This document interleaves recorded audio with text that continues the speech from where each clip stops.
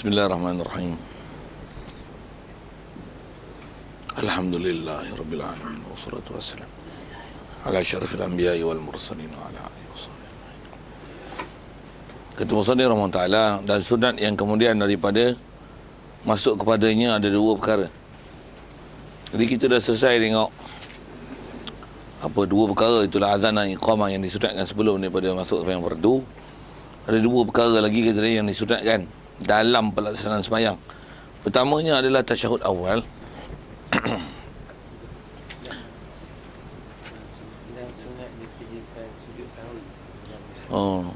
Dan sunat dikerjakan dalam sembahyang sujud sahwi. Sunat dikerjakan dalam sembahyang sujud sahwi. Bermula makna sahwi itu. Baik. Makna sahwi ni apa dia? Dan makna sahwi ni dia bukan cerita lughawi, tapi sahwi istilahi. Asal makna sahwi, sahwun, saha kan, lupa lalai. Saha makna lupa lalai. Lupa lalai ha. Asal makna sahwun, sahwun. Saha tu ya. Saha. Asalnya sahawa tu, sahwiyun. Asalnya sahwun. Saha yashu.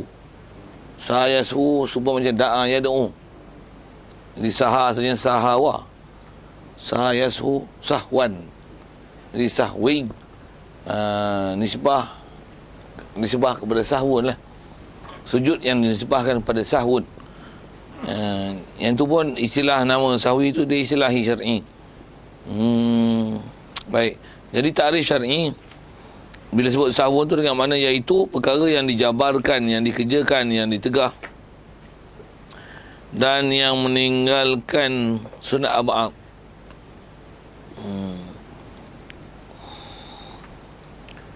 Jadi sahwi ni apa? Iaitulah perkara yang dijabarkan, yang dikerjakan. Itu ada tinggal-tinggal. Apa tu? Yang dijabarkan, yang dikerjakan, yang okey. Asal makna jabar ni yang ditampung, ditempel. Tampung, tempel lah asal makna jabar. Jabri. Tampung pasal apa? Tampung, jabarkan yang dikerjakan, yang ditegah. Tampungkan sembahyang dengan sebab dikerjakan yang ditegah. So dalam sembahyang kita ada benda yang kan tak boleh buat, tapi itu ada terbuat perbuatan yang ditegah dalam sembahyang, dan perbuatan tu tak disengajakan. Kalau dengan sengajanya boleh membatal. Jabarkan dengan sujud sahwi. Itu masalah. Jadi sujud sahwi lah sujud yang fungsi dia atau hafiqah istilah takrif itulah, fungsi dia adalah untuk menampung sesuatu perkara yang kalau dengan sengaja kita buat, dia boleh membatalkan sembahyang pasal benda tu termasuk dalam benda yang ditegah. Tapi perkara tu dibuat atau mungkin kerana syak ataupun tak disengajakan, maka sunat dikerjakan sujud sahwi itu. Misalnya kita syak 3-4, dia memang kena ambil 3, tambah satu lagi kan. Nak sebut tu dari segi takrif dan nak mana nak tasawurkan. Kata ada benda yang ditegah, 3-4 masih ambil 3. Untuk apa kita dah? Tambah satu lagi. Ada keberangkaliannya, itu yang kelima. Sengaja buat batal sembahyang. Tapi ni dah 3-4 ambil 3. Pasal yang 3 yang yakin, 4 tu syak. Sikit dah syak dengan yakin, ambil yakin. 3-4 ambil 3. Jadi andai kata kalaulah tengok sebenarnya 4, yang tu akan jadi yang kelima. Bila jadi yang kelima, sengaja batal. Jadi maksudnya kita telah buat benda yang ditegah. Tapi bukan sengaja nak buat, pasal dah dalam situasi syak. Jadi memang pelaksanaan dia hukum 3 kena tambah 1 rakaat lagi. Di atas keberangkaliannya dia ada benda yang ditegah. Apa nak buat? Sunat sujud sahwi. Itu maksud dia. Jadi dia lah sunat, perkara yang disunat dilaksanakan dalam sembahyang pasal nak menampungkan keberangkalian cacat sembahyang dengan sebab ada benda yang kita buat benda yang ditegah. Dalam konteks contoh tadi tu ialah menambah 9 rakaat. Jadi itulah sujud sahwi. Satu. Dan yang meninggalkan sunat ba'd. Dan antara perkara yang menyebabkan sujud sahwi ataupun sujud sahwi ialah perkara yang dibuat kerana meninggalkan sunat ba'd. Tinggalkan sunat ba'd, disunatkan sujud sahwi. Jadi dua takrif itulah yang ni biasanya ditakrifkan untuk diertikan atau ditakrifkan, didefinisikan sujud sahwi. Siap. Ada soal?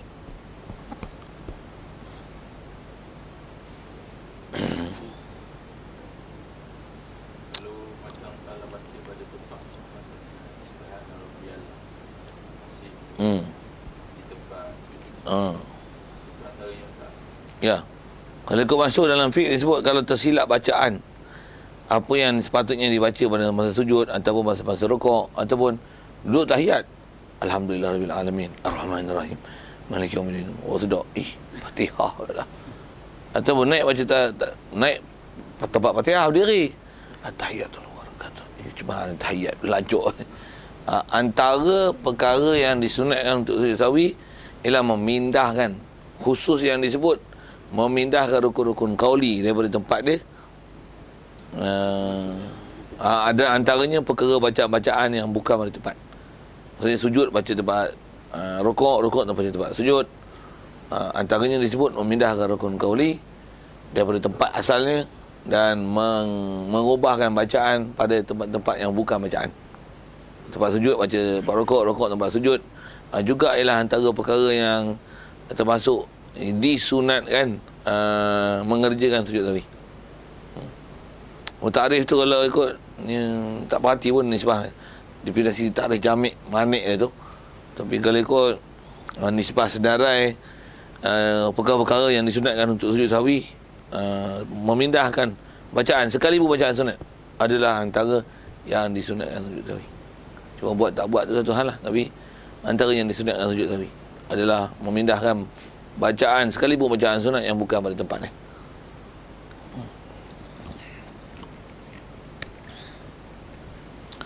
Baik, dan sunat sujud sahwi bagi tiap-tiap pekerjaan yang dikerjakan yang membatalkan dengan sengajanya dan tiada membatalkan dengan lupanya.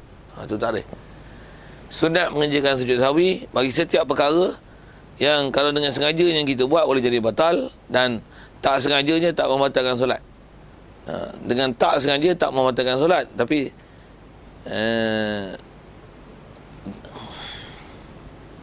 yang dikerjakan membatalkan dengan sengaja. Kalau sengaja tu membatalkan solat, dan tiada membatalkan solat dengan sebab lupanya. Jadi kalau lupa tak batal, dengan sengaja buat perkara tu jadi batal. Contoh 3, 4 tadi tu antara yang boleh apply dalam contoh ni lah. Boleh nak buat contoh lain tu. Okey. Sunat yang tu. Siap? Termasuk antu ya adalah bercakap. Ini sunat sujud sahwi. Tengah-tengah semayang duduk dalam kereta, apa tu? Boleh sembang. Bang, nak ke mana ni? Lepas ni kita nak ke Tapah. Tapah pula. Nak ke Tapah lah dah. Tengah semayang ni. Alamak, tengah semayang. Yang sudah ni nak atas kenderaan. Kalau sengaja batal lah. Tapi pasal tak sengaja, ada sujud sahwi sebelum bagi salam. Limit. Kalau ikut sebut 6. Sama yang macam yang 6 kali 5. 6 kali 5. Setelah lepas bagi salam, dia ada tertinggal rakaat, tak cukup kan? Kita dah sembahyang betul dah. Tegur Tok Imam. Tok Imam, rakaat tak cukup. Betul ke?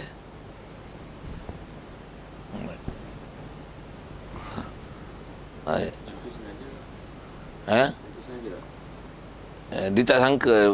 Dia mana nak tahu. Makmum kalau dia sengaja betul lah. Ni tanggung makmum dah sembahyang, bagi cukup dia punya sembahyang. Jadi nak tegur imam tu. Kalau memang makmum tu sedar dalam sembahyang, makmum tegur imam makmum kali dia. Pasal makmum tak boleh macam tu. Makmum katalah imam bagi salam 3 rakaat. Makmum pun sedar imam 3 rakaat. Imam bagi salam, dia pun bagi salam. Satu ni batal lah. Tu dia batal lah.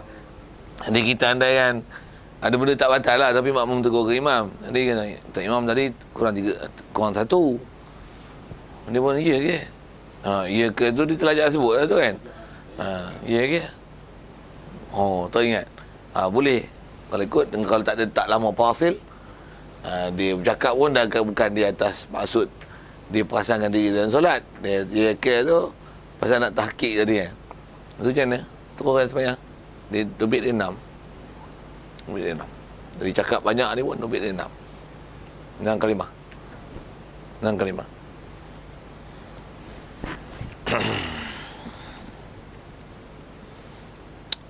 Baik. Dan yang ditinggalkan dalam sembahyang itu pertama. Baik. Selesai kan tu. Habis lah. Sekali lalu disebut perkara yang boleh menyebabkannya di sujud sahwi itu. Dan yang ditinggalkan dalam sembahyang itu pertamanya fardu. Baik. Yang ni dia sebut apa dia perkara-perkara yang dalam sembahyang ni yang kalau tertinggal dan apa hukum dia. Cuma ayat dia macam nampak sekali tu. Baik, macam ni. Pertama kata dia yang ditinggalkan dalam sembahyang tu pertamanya fardu, maka iaitu tiada boleh digantikan dengan sujud sahwi. Okey. Yang ni dia sebut satu kaedah benda-benda yang ditinggal dalam sembahyang. Jadi antara benda yang ditinggal dalam sembahyang ni ialah fardu. Maksud fardu tu rukun sembahyang. Kalau ada tinggal rukun sembahyang, apa kaedah dia? Setiap fardu dia tidak boleh digenapkan dengan sujud sahwi. Maksud genap tak boleh ditampung, tak boleh ditampal, tempek dengan sujud sahwi. Tak boleh. Katalah, kita 4 rakaat, sepatutnya 4, tapi dia buat 3. Lepas tu? Sujud sahwi siapa? Dah 3, satu lagi tak cukup, tampung lah. Tak boleh. Mana boleh? Ataupun, rakaat pertama dia tertinggal rokok, terus sujud. Baru teringat, tadi rasa tak rokok rakaat pertama tadi. Buat macam mana? Sujud sahwi jadilah. Pasal apa? Terlupa rokok tadi. Tak ada. Tinggal rukun, no excuse. Kalau dah lebih satu rakaat, yang tadi lara, itu baru jumpa dah format kan. Jadi lara, jadi wajib dia tambah satu rakaat yang lain. Siap?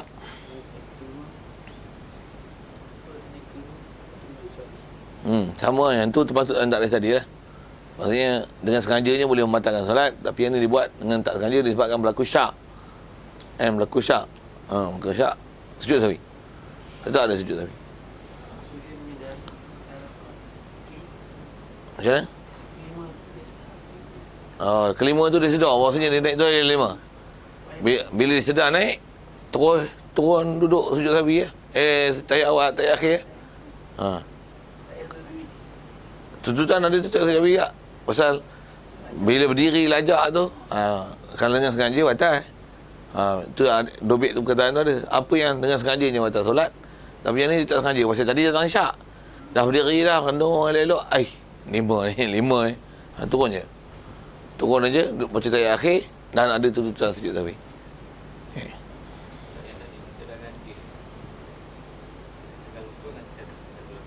Okey. Ya, sujud sahwi dia tak ada. Pasal kalau kita tak kalau buat dengan sengaja macam tu batal solat. Tapi ni tak sengaja pasal tertinggal rokok ni. Rakaat memang hukum kena tambah satu lagi. Pasal dah lara yang pertama. Tapi saya saja buat gitu batal. Termasuk yang tak boleh tu. Sengaja buat jadi batal sembahyang. Tapi ni tak sengaja. Memang kena naik satu lagi, yang kelima pasal naknya cukup keempat, pasal dah terlara dengan sebab tak ada rokok tadi misalnya. Maka ditetapkan tetap disunatkan sujud sahwi pasal atas takrifan tu. Sengaja buat boleh jadi batal solat, tapi yang ni buat tak sengaja kerana tadi tertinggal rukuk, memang kena tambahkan rakaat. Dengan tak sengajanya menambah naik kelima dengan sebab tertinggal rukuknya tadi, dituntut sujud sahwi.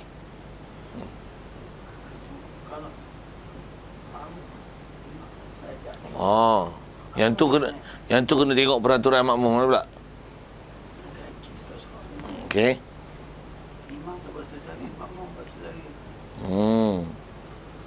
Maksudnya imam ni naik rakaat kelima. Betul imam tak buat sujud sahwi. Makmum yang cerdik. Tak, memang betul tu. Dia buat. Betul tu.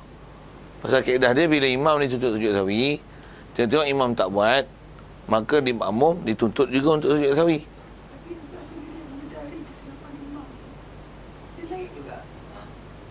Naik apa?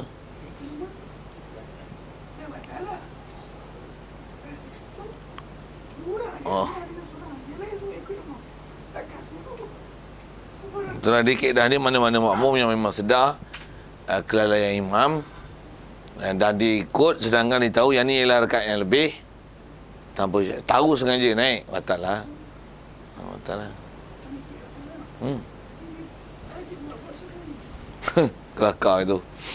Ni ngaji hadis tak ngaji bekah ni.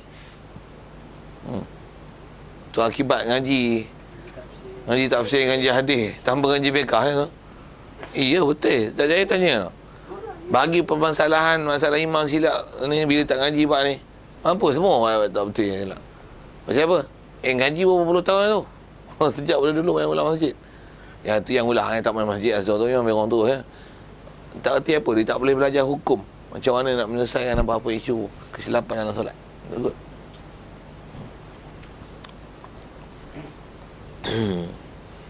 Baik.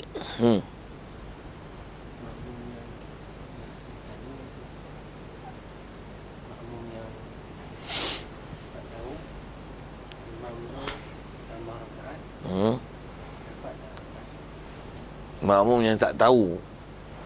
Maksudnya mungkin dia masbuk apa tak tu. Kalau dia masbuk, dia tak tahu apa status imam tu. Kalau dia si ikut, dia tak tahu mana kena ikut. Tapi bila ternyata tengok yang imam naik, yang dia ikut tadi tu adalah rakaat yang lebih, yang tersilap pada imam, rakaat tu tak dikira pada dia. Habis tak clear tak ada, tak ada. Jadi kalau dia tahu yang mana dia naik rakaat lebih pada imam adalah tak dikira. Pasal kalau seandainya kata dia dalam keadaan masbuk, sepatutnya Fatihah tu tak payah baca, dan dia memang tak baca pun. Dengan sebab dia tak baca tu, imam tak boleh menanggung kapasiti dia tak baca Fatihah tu. Pasal istilahnya rakaat tu tak dikira pada dia.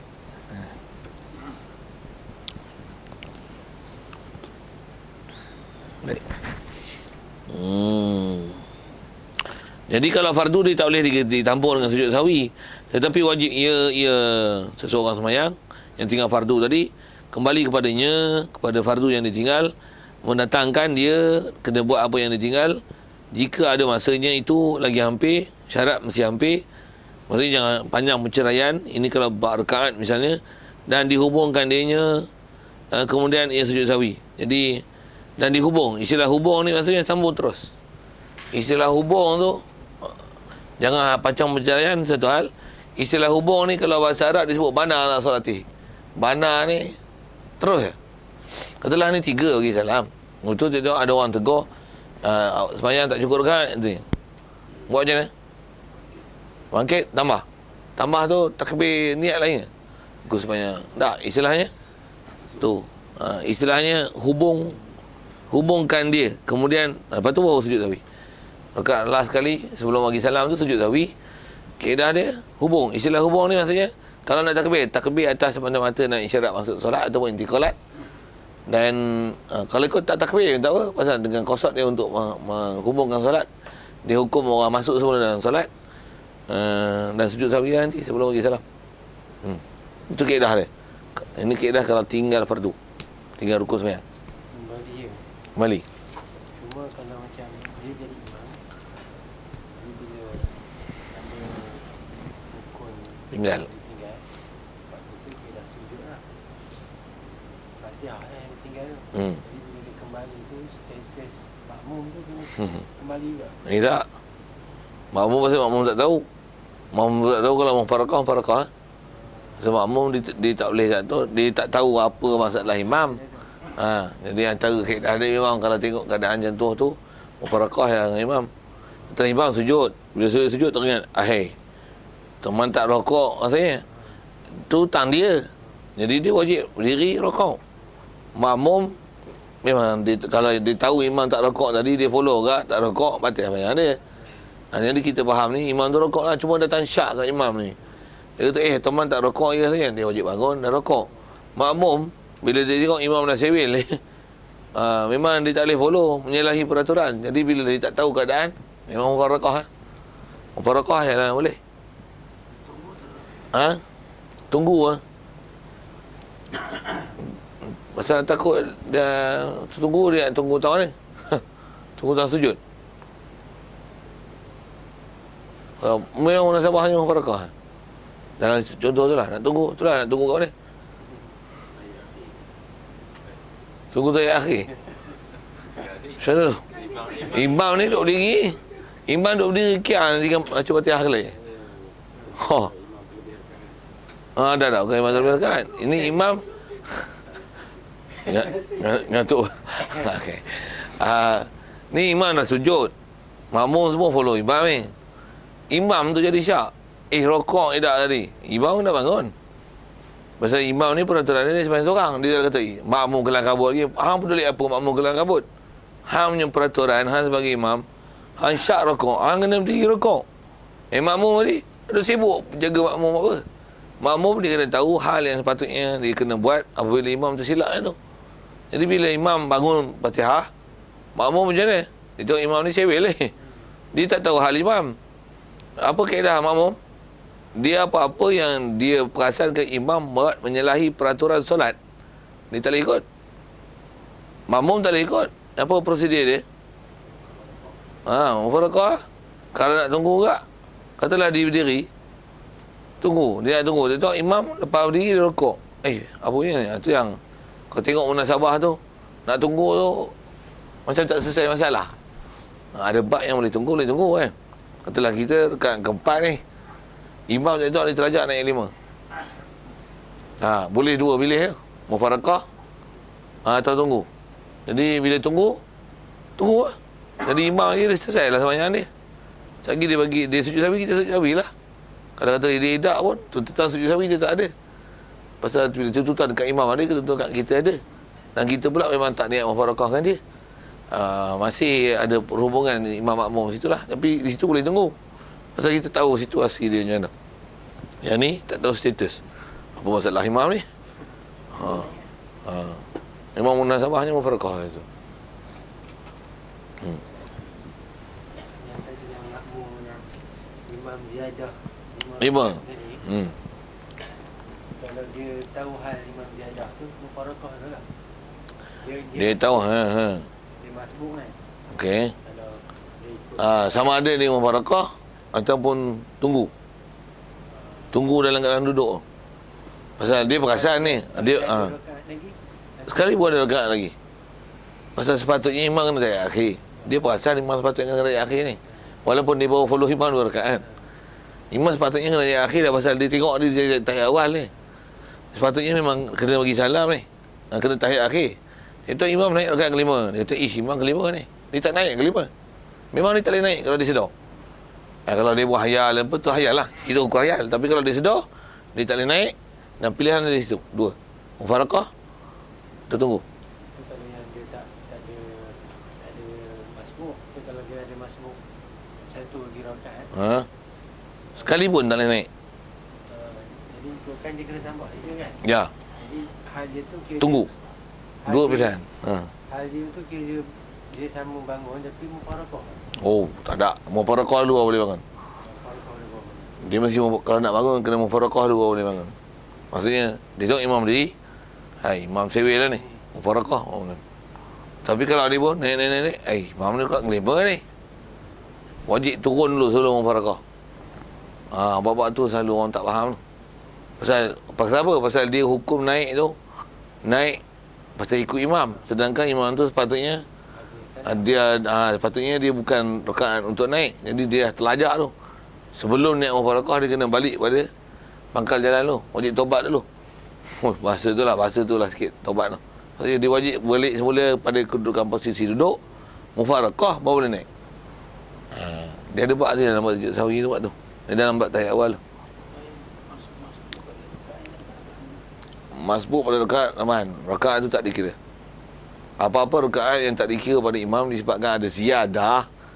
Yang kalau ziyadah lah, ni ziyadah ni. Kalau ziyadah, rakaat tu tak dikira. Setiap rakaat ziyadah tak dikira pada makmum yang sebut. Dia tak tahu. Kalau dan istilah tak tahu apa-apa langsung kejadian yang berlaku, tak ada taklih kat dia lah. Selesai tu. Okey. Parol ya. Mana mak?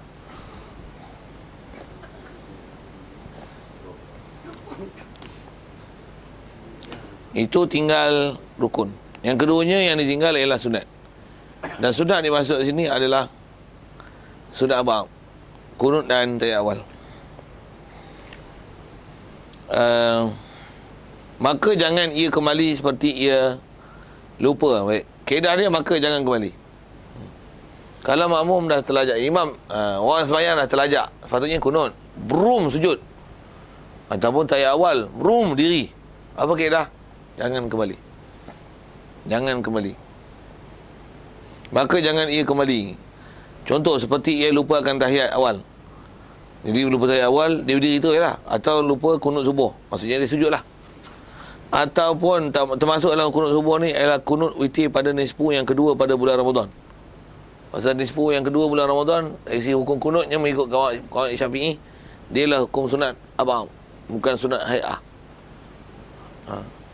Maksudnya selain pada bab kunut subuh, antara kunut yang hukum sunat abang adalah kunut nisfu sani dalam bulan Ramadan. Kunut nazilah, kalau kena bala pada orang Islam pada sembahyang fardu tu, itu dia hukum sunat hay'ah. Kunut nazilah adalah sunat hay'ah. Kunut nazilah adalah kunut yang dibaca pada setiap kali akhir rakaat sembahyang fardu kerana bala yang kena dan menimpa orang Islam khususnya. Itu kunut nazilah. Dia hukum sunat hay'ah.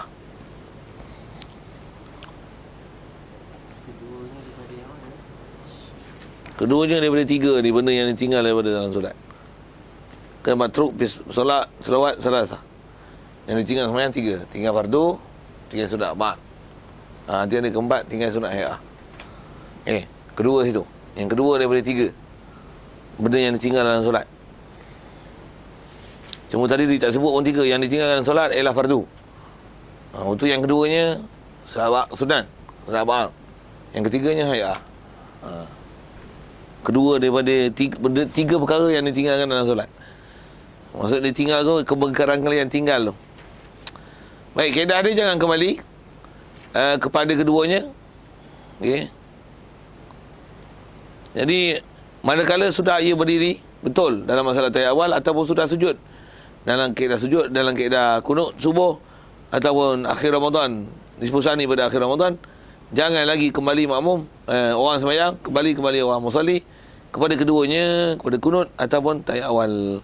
Hanya sunat sujud sahwi, ganti daripada keduanya kunut dan tahiyat awal. Okey, siap. Itu kaedah. Sembahyang seorang ataupun imam. Makmum, makmum lain hukum. Yang ni hukum sembahyang seorang dan imam. Macam ni peraturan dia. Maksudnya kalau makmum, imam sembahyang seorang ataupun imam, trum sujud, lupa kunut, makmum subhanallah tak boleh naik. Tak boleh naik. Pasal sudah awal tak boleh naik. Kalau dah sujud. Kalau imam bawa bongkok subhanallah, naik balik. Boleh naik. Tapi kalau dah sujud, subhanallah, biar. Makmum, betul makmum, bila imam tinggal sujud sahwi, tinggal kunut, tinggal juga makmum. Imam tinggal tahiyat awal, makmum tinggal juga kunut tahiyat awal. Yang tu wajib makmum patah balik. Tu peraturan jemaah dia lain sikit. Imam kunut, makmum raja. Imam baca panjang lah, Allahumma hdina. Dia Allahumma, makmum pula jenis orang pergerakan pantas. Sujud tu. Allahumma hdina fiman hadait. Kawan dah sujud lah. Raja-raja ni bro, patah balik belakang. Wajib. Dah hukumnya wajib. Tak patah balik, patah balik. Pasal itu peraturan makmum. Jadi peraturan jemaah, dia ada peraturan macam tu lah sikit. Isi kata bila imam buat perbuatan yang betul, makmum yang tersilapnya wajib makmum patah balik. Dalam bab tu, begitu juga dalam bab rukun sekali pun. Makmum terlajak ni. Terlajak apa? Terlajak rukuk. Allah Akbar. Dia ingat imam rukuk lah. Rupanya orang masbuk takbir kuat, suara macam imam. Dia pun semuanya pejam. Rukuk. Imam tak rukuk lagi. Macam mana? Wajib patah balik. Makmum ada peraturan jemaahnya tu. Makmum ada peraturan jemaah. Ikutnya makmum. Jadi kalau dia rajak, patah balik. Wajib. Begitu juga sujud. Sujud. Dengar Allah Akbar, dia bangun bangun awal ni seorang tak bangkit lagi. Dia tersilap. Wajib rukuk. Wajib sujud semula. Wajib sujud semula. Imam patah balik. Keadaan imam patah balik bila dah sujud. Makmum kalau tu dah turun sujud, tak boleh patah balik. Kalau imam dah sujud, subhanallah katalah ada orang tegur, waktu imam patah balik. Tanggung imam ni dia bodoh. Bila dia bodoh tak patah macam mana. Untuk makmum macam mana? Makmum memang kalau dah faham dah sujud tak boleh patah balik, tak dituntut sujud kunut itu. Patutnya memang tak payah kunut. Untuk apa kaedah makmum? Tinggal je imam tu sujud. Tunggu dalam keadaan sujud tu. Kalau nak tunggu dalam keadaan sujud tu. Pasal berdiri makmum imam tu tak kalau ikut tak pakai. Yang kalau dia sengaja bangun batal solat. Tapi kita faham dia bangun pasal apa? Pasal tanggung dia jahil lah. Kalau dia sengaja dia tahu batal, takkan dia bangun. Memang dalam fiqh sebut itu. Jadi kaedahnya bila imam bangun, makmum macam mana? Tu sama farakah. Tak payah nak raih kunut. Tak payah raih kunut tu. Pasal kunut tu sepatutnya tak sunat pun untuk imam tu baru ulang patah balik tu. Rukun pun tidak, memang sunat memang tak. Sunat pun tidak, apa tak kata rukun tak. Jadi ada bagus jahil tak? Ada syafaat, bergembiralah dengan kejahilan tersebut. Mereka itu.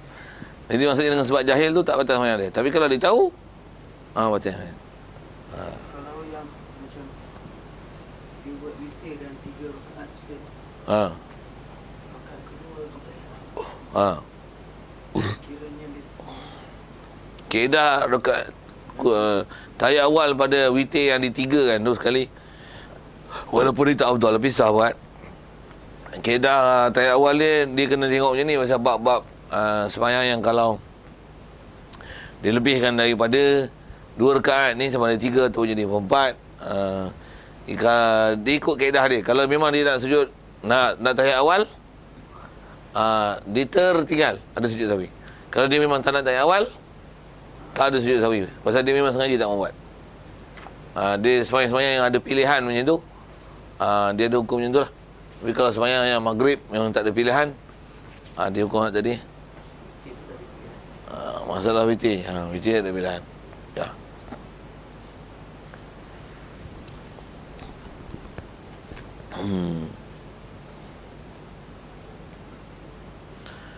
Hanya sunat sujud sahwi ganti daripada keduanya. Ataupun ia syak. Baik. Kemudian masalah patah balik tu. Kaedah dia bila imam katalah, kalau katalah orang seorang yang semayang dah sujud dah, baru teringat kata tak kunut, wajib bangun. Sengaja bangun berdiri kunut, batal. Begitu juga tahiyat awal. Kaedah dia tinggal je. Ingat. Jadi kalau tak sujud lagi, ada keharusan patah balik.